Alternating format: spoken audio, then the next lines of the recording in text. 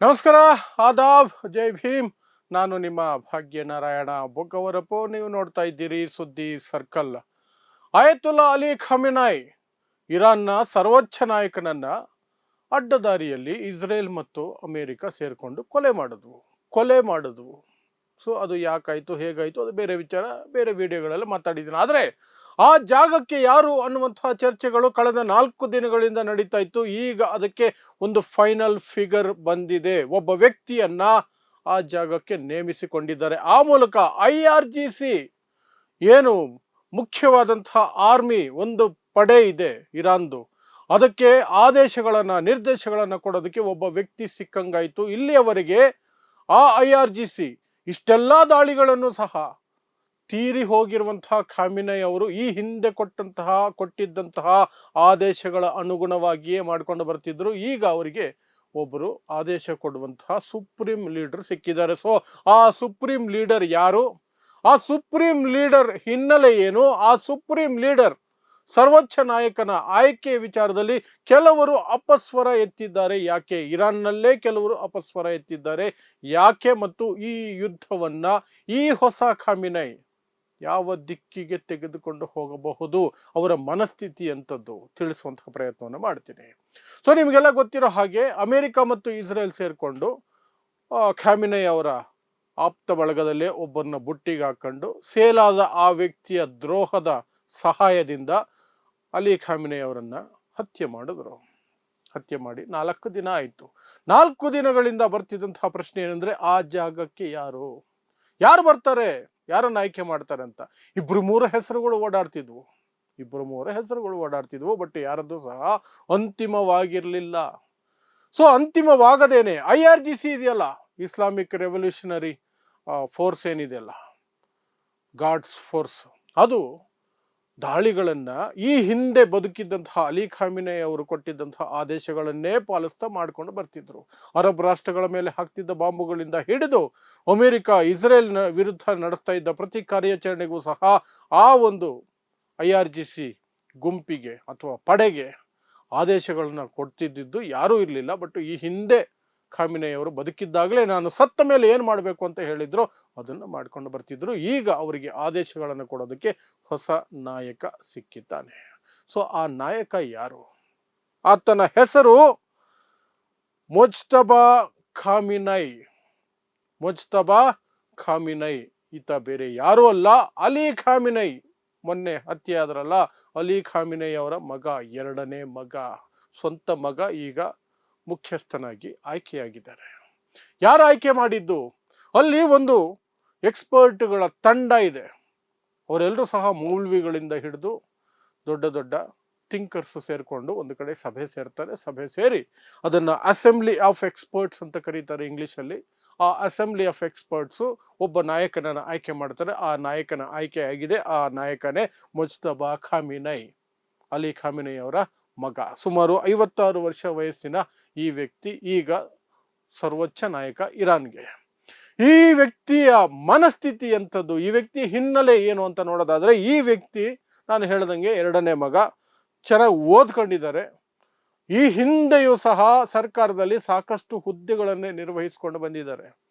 ಸಾಕಷ್ಟು ಯುದ್ಧಗಳನ್ನು ನೋಡಿದ್ದಾರೆ. ಇರಾಕ್ ವಿರುದ್ಧದ ಯುದ್ಧವನ್ನು ಸಹ ನೋಡಿದ್ದಾರೆ. ಅದರಲ್ಲಿ ಕೆಲಸ ಮಾಡಿದ್ದಾರೆ. ಆ ಕೆಲಸ ಮಾಡಿರುವಂತಹ ಅನುಭವ ಇದೆ. ಸಾಕಷ್ಟು ನಿರ್ಧಾರಗಳನ್ನು ತೆಗೆದುಕೊಳ್ಳುವಾಗ IRGC ತೆಗೆದುಕೊಳ್ಳುವ ಸಾಕಷ್ಟು ನಿರ್ಧಾರಗಳ ಬಹಳ ಮುಖ್ಯ ಚರ್ಚೆಗಳಲ್ಲಿ, ಸಭೆಗಳಲ್ಲಿ ಇವರು ಸಹ ಮುಖ್ಯ ವ್ಯಕ್ತಿಯಾಗಿ ಅಲ್ಲಿ ಹಾಜರಿರ್ತಿದ್ರು. ಇವರನ್ನು ಸಹ ಪರಿಗಣಿಸಲಾಗುತ್ತಿತ್ತು. ಇವರ ಮಾತುಗಳನ್ನು ಸಹ, ಸಲಹೆಗಳನ್ನು ಸಹ ಪರಿಗಣಿಸಲಾಗ್ತಾ ಇತ್ತು. ಸೊ ಇವರು ಧಾರ್ಮಿಕವಾಗಿಯೂ ಸಹ ಒಂದಷ್ಟು ತೊಡಗಿಸ್ಕೊಂಡಿದ್ದಾರೆ. ಧಾರ್ಮಿಕವಾಗಿ ತೊಡಗಿಸ್ಕೊಳ್ಳಲೇಬೇಕು ಆ ಹುದ್ದೆಗೆ ಬರೋದಕ್ಕೆ. ಇರಾನ್ ಯಾಕೆಂದ್ರೆ ಇರಾನ್ ಒಂದು ಧಾರ್ಮಿಕವಾಗಿ ಸ್ಥಾಪಿತವಾಗಿರುವಂತಹ ಅಥವಾ ಧರ್ಮದ ಆಧಾರದ ಮೇಲೆ ನಡೆಯುವಂತಹ ಒಂದು ದೇಶ. ಸೊ ಇಸ್ಲಾಮಿಕ್ ರಾಷ್ಟ್ರ ಅದು. ಸೊ ಅದು ಸಹ ಇರೋದ್ರಿಂದ ಅಲಿ ಖಾಮಿನೈ ಅಷ್ಟಲ್ಲದೆ ಹೋದರೂ ಸಹ ಒಂದು ಮಟ್ಟಕ್ಕೆ ಧಾರ್ಮಿಕವಾಗಿ ಅವರನ್ನ ಒಪ್ಪಿಕೊಳ್ಳಲಾಗಿದೆ. ಆದರೆ ಇಲ್ಲಿ ಸಾಕಷ್ಟು ಜನರಿಂದ ಅಪಸ್ವರಗಳು ಸಹ ಬರ್ತಾ ಇದೆ. ಯಾಕೆಂದ್ರೆ ನಾನು ಹೇಳ್ದಂಗೆ ಇವರು ಅಲಿ ಖಾಮಿನೈ ಅಷ್ಟು ಧಾರ್ಮಿಕವಾಗಿ ಒಪ್ಪಿಕೊಳ್ಳಬಹುದಾದಂತಹ ವ್ಯಕ್ತಿ ಅಲ್ಲ. ಮತ್ತು ಇವರು ಕೆಲವು ಕಾರ್ಯಾಚರಣೆಗಳು, ಯುದ್ಧಗಳ ಭಾಗವಾಗಿದ್ದರೂ ಸಹ ಈ ಹಿಂದೆ ಪೂರ್ಣ ಪ್ರಮಾಣದ ಅನುಭವ ಇಲ್ಲ ಇವರಿಗೆ ಅನ್ನೋದು ಒಂದು ರೀತಿ ಕೊರತೆ ಅಂತ ಕೆಲವರು ಹೇಳ್ತಿದ್ರೆ, ಇನ್ನು ಕೆಲವರು ಹೇಳ್ತಾ ಇರೋದು ಆನುವಂಶಿಕವಾಗಿ ಯಾಕೆ ಕೊಡಬೇಕು, ಅಪ್ಪನ ಹುದ್ದೆಯನ್ನು ಮಗನಿಗೆ ಯಾಕೆ ಕೊಡಬೇಕು, ಬೇರೆ ಯಾವುದಾದ್ರೂ ಸಮರ್ಥ ವ್ಯಕ್ತಿಯನ್ನ ಆಯ್ಕೆ ಮಾಡಿಕೊಳ್ಳಬಹುದಲ್ಲ ಅನ್ನುವಂಥದ್ದು ಸಹ ಇರಾನ್ನಲ್ಲಿರುವಂತಹ ಕೆಲವು ಮೌಲ್ವಿಗಳ ಒಂದು ಅಸಮಾಧಾನಕ್ಕೆ ಕಾರಣ ಆಗಿದೆ. ಈಗ ಈ ಎರಡೂ ಕಾರಣಗಳನ್ನು ಕೊಡ್ತಿದ್ದಾರೆ. ಅನನುಭವಿ ಮತ್ತು ಧಾರ್ಮಿಕವಾಗಿ ಹೆಚ್ಚು ತೊಡಗಿಸಿಕೊಂಡಿಲ್ಲ ಮನುಷ್ಯ, ಪ್ಲಸ್ ಅನುವಂಶಿಕ, ಮೂರು ಕಾರಣಗಳನ್ನ ಅಲ್ಲಿನ ವ್ಯಕ್ತಿಗಳು ಕೊಡ್ತಿದ್ದಾರೆ. ಬಟ್ ಏನು ಅಸೆಂಬ್ಲಿ ಆಫ್ ಎಕ್ಸ್ಪರ್ಟ್ಸ್ ಡಿಸೈಡ್ ಮಾಡಿ ಆಗಿದೆ, ಆ ಕಾರಣಕ್ಕಾಗಿ ಅವರನ್ನು ಅಧಿಕೃತವಾಗಿ ಅವರೇ ನಮ್ಮ ಸರ್ವೋಚ್ಚ ನಾಯಕ ಅಂತ ಈಗ ಅಧಿಕೃತವಾಗಿ ಘೋಷಣೆ ಮಾಡಿಕೊಂಡಿದ್ದಾರೆ. ಹಾಗಾದ್ರೆ ಯುದ್ಧ ಯಾವ ದಿಕ್ಕಿಗೆ ಹೋಗುತ್ತೆ? ಅಲಿ ಖಾಮಿನೆ ತರ ನಾನು ಏನೇ ಆದರೂ ಶರಣಾಗೋದಿಲ್ಲ, ಸಾವು ಬಂದರೂ ಸರಿ ಅಂತ ಹೇಳಿ ಅದೇ ರೀತಿ ಪ್ರಾಣವನ್ನೇ ಕೊಟ್ಟರು ಅಲಿ ಖಾಮಿನೆ. ಇವರು ಸಹ ಅದೇ ರೀತಿನ ಯಾವುದೇ ಕಾರಣಕ್ಕೂ ಶರಣಾಗಲ್ಲ ಅನ್ನುವಂತಹ ಮನಸ್ಥಿತಿನ, ಈ ಪ್ರಶ್ನೆಗಳೇ ಈಗ ಎಲ್ಲರನ್ನ ಕಾಡ್ತಿರೋದು. ಅದರಲ್ಲೂ ಅಮೆರಿಕನ್ ಕಾಡ್ತಿರೋದು, ಇಸ್ರೇಲ್ನ ಕಾಡ್ತಿರೋದು. ಯಾಕಂದ್ರೆ ಇಸ್ರೇಲ್ ಮತ್ತು ಅಮೆರಿಕ ಲೆಕ್ಕಾಚಾರ ಹಾಕಿದ್ದು 4-5 ದಿನಗಳಲ್ಲಿ ಎಲ್ಲ ಮುಗಿಸಿ ಗಂಟು ಮುಟ್ಟೆ ಕಟ್ಕೊಂಡು ಜೈ ಜೈ ಜೈ ಜೈ ನಾವು ಗೆದ್ದುಬಿಟ್ವಿ ಅಂತ ಇಡೀ ಜಗತ್ತಿನ ಮುಂದೆ ಬೀಗಬೇಕು ಅನ್ನುವಂತಹ ಯೋಚನೆ ಮಾಡಿದ್ರು. ಆ ಕಾರಣಕ್ಕಾಗಿ ಅಲಿ ಖಾಮಿನೆಯನ್ನ ಕಳ್ಳದಾರಿಯಲ್ಲಿ ಅವರದೇ ಗುಂಪಿನ ಒಬ್ಬ ವ್ಯಕ್ತಿಯನ್ನು ಪರ್ಚೇಸ್ ಮಾಡಿ ಆ ಮೂಲಕ ಕೊಂದಿದ್ರು. ಪ್ಲಸ್ 40 ಜನ ಮುಖ್ಯ ಸೇನಾ ಅಧಿಕಾರಿಗಳನ್ನು ಸಹ ಖಾಮಿನೆ ಜೊತೆಯಲ್ಲಿ ಕೊಂದಿದ್ರು. ಒಂದೇ ಮೀಟಿಂಗ್ ಅಲ್ಲಿ ಅವರೆಲ್ಲ ಇದ್ರು. ಅಲ್ಲಿಗೇನೆ ಡ್ರೋನ್ ಅಥವಾ ಮಿಸೈಲ್ ಸ್ಟ್ರೈಕ್ ಆಗಿತ್ತು. ಅವಾಗ ಅನ್ಕೊಂಡಿದ್ದು ಮುಖ್ಯಸ್ಥನೇ ಹೋದ ಮೇಲೆ ಇರಾನ್ ಸರೆಂಡರ್ ಆಗೋದ್ರಲ್ಲಿ ಅನುಮಾನನೇ ಬೇಡ ಅಂತ. ಬಟ್ ಅದು ಉಲ್ಟಾ ಹೊಡಿತು. ಮುಖ್ಯಸ್ಥ ಹೋದ್ರು ಸಹ, ಸರ್ವೋಚ್ಚ ನಾಯಕ ಹೋದ್ರು ಸಹ IRGC ಒಂದು ಚೂರು ಹಿಂಜರಿಲಿಲ್ಲ, ಒಂದು ಚೂರು ನಿಲ್ಲಲಿಲ್ಲ. ಈ ಹಿಂದೆ ಖಾಮಿನೆ ಹೇಳಿದ್ರಲ್ಲ, ನಾನು ಸತ್ರೆ ಏನ್ ಮಾಡಬೇಕು ಅಂತ, ಹೇಗೆ ದಾಳಿ ಮಾಡಬೇಕು ಶತ್ರುಗಳ ಮೇಲೆ ಅಂತ, ಅದನ್ನೇ ಫಾಲೋ ಮಾಡ್ಕೊಂಡು ಬಂದಿದ್ರು ಸರ್ವೋಚ್ಚ ನಾಯಕ ಇಲ್ಲದೆಯೂ ಸಹ. ಮುಂದಿನ ಸರ್ವೋಚ್ಚ ನಾಯಕ ಆಯ್ಕೆಯಾಗುವವರೆಗೂ ಅಲಿ ಖಾಮಿನೆ ಕೊಟ್ಟಿದ್ದಂತಹ ಈ ಹಿಂದಿನ ಒಂದು ಗುರಿ ಏನಿದೆ, ಆದೇಶ ಏನಿದೆ, ಅದನ್ನೇ ಪಾಲಿಸ್ಕೊಂಡು ಬರ್ತಿದ್ರು. ಈಗ ಹೊಸ ಸರ್ವಾಧಿಕಾರಿ ಅಥವಾ ಸರ್ವೋಚ್ಚ ನಾಯಕ ಸಿಕ್ಕಿದ್ದಾರೆ.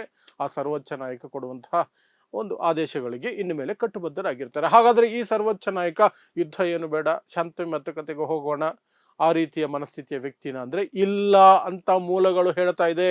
ಈತ ಅಲಿ ಖಾಮಿನೆಗಿಂತ ಇನ್ನಷ್ಟು ಗಟ್ಟಿ ಮನಸ್ಸಿನ ಮನುಷ್ಯ, ಶರಣಾಗೋದ್ರ ಬಗ್ಗೆ ಯೋಚನೆಯೂ ಮಾಡೋದಿಲ್ಲ ಅನ್ನುವಂತಹ ಮನುಷ್ಯತ್ವ ಅಥವಾ ಆ ರೀತಿಯ ಗುಣವುಳ್ಳವ ವ್ಯಕ್ತಿ ಅಂತ ಹೇಳಲಾಗ್ತಿದೆ. ಈ IRGC ಏನಿದೆಯಲ್ಲ, ಆ ಪಡೆಗೆ ಇನ್ನೊಂದಷ್ಟು ಶಕ್ತಿ ಕೊಟ್ಟು ಇನ್ನೊಂದಷ್ಟು ತೀಕ್ಷ್ಣವಾದ ದಾಳಿಗಳನ್ನ ಇವರು ಮಾಡಿಸಬಹುದು. ಹಳೆ ಖಾಮಿನೆಗಿಂತ ಹೊಸ ಖಾಮಿನೆ ಅಪಾಯಕಾರಿ. ಇದು ಅಮೆರಿಕ ಮತ್ತು ಇಸ್ರೇಲ್ಗೆ ಕೇಳಿ ಬರ್ತಿರುವಂತಹ ಮಾತುಗಳು. ಅಮೆರಿಕ ಮತ್ತು ಇಸ್ರೇಲ್ ಈಗ ಬೆಚ್ಚಿ ಬಿದ್ದಿದ್ದಾವೆ. ಹಾಗಾದ್ರೆ ಏನ್ ಮಾಡೋದು? ಸಂಧಾನಕ್ಕೆ ಬನ್ನಿ ಅಂತ ಕರೀತಿದ್ದಾರೆ. ಇರಾನ್ ಘೋಷಣೆ ಮಾಡಿದೆ, ನಾವು ಸಂಧಾನಕ್ಕೆ ಮಾತುಕತೆಗೆ ಬರಲ್ಲ. ಇಷ್ಟೆಲ್ಲ ಆದ ಮೇಲೆ ನಮ್ಮದೇ ಅಂತ ಟಾರ್ಗೆಟ್ಗಳಿದಾವೆ, ಆ ಟಾರ್ಗೆಟ್ಗಳನ್ನ ನಾವು ಹೊಡಿತೀವಿ ಅಂತ ಹೇಳಿ ಅರಬ್ನ 14 ರಾಷ್ಟ್ರಗಳ ಮೇಲೆ ಟಾರ್ಗೆಟ್ ಮಾಡಿ ಹೊಡಿತಾ ಇದ್ದಾರೆ ಇರಾನ್. 14 ರಾಷ್ಟ್ರಗಳನ್ನ ಟಾರ್ಗೆಟ್ ಮಾಡಿ ಹೊಡಿತಾ ಇರೋದು.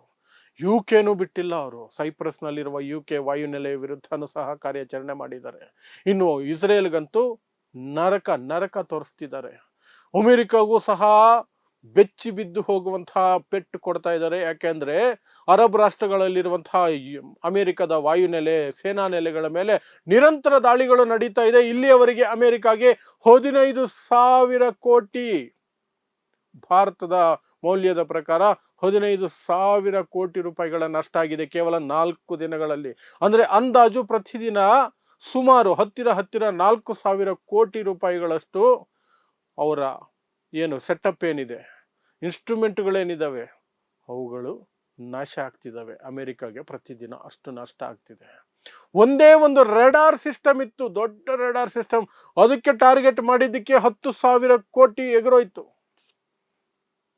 ಅದು ಇದ್ದಂಥದ್ದು ಕುವೈತ್ ಅಲ್ಲಿ ಇದ್ದಂಥದ್ದು ರೆಡಾರ್ ಸಿಸ್ಟಮ್. ಅಡ್ವಾನ್ಸ್ ಆಗಿ ಮೊದಲೇ ಸೂಚನೆ ಕೊಡುತ್ತೆ ಯಾವ ಕಡೆಯಿಂದ ಶತ್ರು ವಿಮಾನಗಳು ಬರ್ತಿದ್ದಾವೆ, ಮಿಸೈಲ್ಗಳು ಬರ್ತಿದ್ದಾವೆ ಅಂತ. ಅದನ್ನ ಅಲ್ಲಿ ಸ್ಥಾಪಿಸಿದ್ರು. 10,000 ಕೋಟಿ ರೂಪಾಯಿ ಅದಕ್ಕೆ ಹೋಗಿ ಡ್ರೋನುಗಳು ಬಡ್ದಿದ್ದಾವೆ, ಇರಾನ್ ಹಾಕಿರೋ ಡ್ರೋನುಗಳು. ಆ ಮಟ್ಟಕ್ಕೆ ಇರಾನ್ ಪ್ರತಿರೋಧ ಒಡ್ಡುತ್ತಾ ಇದೆ. ಸೊ ಈಗಲೇ ಈ ಮಟ್ಟಕ್ಕೆ ಇರಬೇಕಾದ್ರೆ ಅಲಿ ಖಾಮಿನೈ ಕೊಟ್ಟಂತಹ ಆದೇಶಗಳು ಅವರು ತೀರಿ ಹೋದ ಮೇಲೆ ಫಾಲೋ ಮಾಡ್ತಾನೆ ಈ ಮಟ್ಟಕ್ಕೆ ಕೊಡ್ತಿರ್ಬೇಕಾದ್ರೆ ಅವರ ಜಾಗಕ್ಕೆ ಬಂದಿರುವಂತಹ ವ್ಯಕ್ತಿ ಹೊಸ ಸರ್ವೋಚ್ಚ ನಾಯಕ, ಹೊಸ ಖಾಮಿನೈ, ಅವರಿಗಿಂತ ಅವರಿಗಿಂತ ಹೆಚ್ಚು ಪ್ರತಿರೋಧ ಒಡ್ಡುವ ಮನಸ್ಥಿತಿಯವರಂತೂ ಕೇಳಿ ಬರ್ತಾ ಇದೆಯಲ್ಲ, ಅದು ಅಮೆರಿಕ ಮತ್ತು ಇಸ್ರೇಲ್ಗೆ ನುಂಗಲಾರದ ತುತ್ತಾಗೋ ಸಾಧ್ಯತೆಗಳು ಇದಾವೆ. ಅವರಿಬ್ಬರು ಕಾಯ್ತಾ ಇದ್ದಾರೆ ಮಾತುಕತೆ ಶುರು ಆಗ್ಬಿಡ್ಲಿ, ಯುದ್ಧ ನಿಂತೋಗ್ಲಿ ಅಂತ. ಸೀಸ್ ಫೈರ್ಗೆ ಸಿದ್ಧವಾಗಿದ್ದಾರೆ ಅಮೆರಿಕ ಮತ್ತು ಇಸ್ರೇಲ್, ಬಟ್ ಇರಾನ್ ಸಿದ್ಧವಾಗಿಲ್ಲ. ಸೊ ಮುಂದಿನ ದಿನಗಳಲ್ಲಿ ಇದು ಯಾವ ದಿಕ್ಕಿಗೆ ಬೇಕಾದರೂ ಹೋಗಬಹುದು. ಆದರೆ ಹೊಸ ಖಾಮಿನೆಯನ್ನು ಸಹ ಬೇಗ ಕೊಂದು ಬಿಡ್ತೀವಿ ಅಂತ ಇಸ್ರೇಲ್ ಹೇಳ್ಕೊಂಡು ಓಡಾಡ್ತಿದೆ. ಬಟ್ ಹಳೆ ಖಾಮಿನೈ, ಅಲಿ ಖಾಮಿನೈ, ಆಯತುಲ್ಲಾ ಅಲಿ ಖಾಮಿನೈ ಹತ್ಯೆ ಆದ ನಂತರ ಇರಾನಿಗರು ಅಷ್ಟು ಸುಲಭಕ್ಕೆ ಹೊಸ ಖಾಮಿನೆಯನ್ನು ಕೊಲ್ಲೋದಕ್ಕೆ ಅವಕಾಶ ಮಾಡಿಕೊಡ್ತಾರ? ಎಷ್ಟು ಸುರಕ್ಷತೆಯಿಂದ ಕಾಪಾಡ್ಕೊಳ್ತಾರೆ ಅದನ್ನು ಯೋಚನೆ ಮಾಡಬೇಕಾಗತ್ತೆ. ಅವರನ್ನು ಯಾವ ಬಂಕರ್ನಲ್ಲಿ, ಯಾವ ಸುರಕ್ಷತೆಯಲ್ಲಿ, ಎಷ್ಟು ಆಳದಲ್ಲಿ ಅಥವಾ ಯಾವ ಜಾಗದಲ್ಲಿ ಹೇಗೆ ರಕ್ಷಣೆ ಮಾಡ್ಕೊಳ್ಬೇಕು ಅನ್ನೋದಕ್ಕೆ ಅವ್ರಿಗೆ ಪಾಠ ಕಲ್ತಿರ್ತಾರೆ. ಸೊ ಅದು ಸಹ ಅಷ್ಟು ಸುಲಭ ಅಲ್ಲ. ನಿಮ್ಮನ್ನೂ ಮುಗಿಸ್ಬಿಡ್ತೀವಿ, ನಿನ್ನನ್ನೂ ಮುಗಿಸ್ಬಿಡ್ತೀವಿ ಅಂತ ಡೈಲಾಗ್ ಏನೋ ಹೊಡಿತಾ ಇದ್ದಾರೆ. ಬಟ್ ಸಾಧ್ಯ ಇದೆಯಾ ಗೊತ್ತಿಲ್ಲ. ಸೊ ಇದು ಇಲ್ಲಿಯವರೆಗೆ ಬರ್ತಿರುವಂತಹ ಮಾಹಿತಿ. ಏನು ಇರಾನಿನ ಸರ್ವೋಚ್ಚ ನಾಯಕನ, ಹೊಸ ಸರ್ವೋಚ್ಚ ನಾಯಕನ ಆಯ್ಕೆ, ಆ ವ್ಯಕ್ತಿ ಯಾರು, ಆತನ ಮನಸ್ಥಿತಿ ಏನು, ಹಿನ್ನೆಲೆ ಏನು, ಮತ್ತೆ ಮುಂದೆ ಏನಾಗಬಹುದು ಅನ್ನೋದರ ಬಗ್ಗೆ ನನ್ನ ವಿಶ್ಲೇಷಣೆ.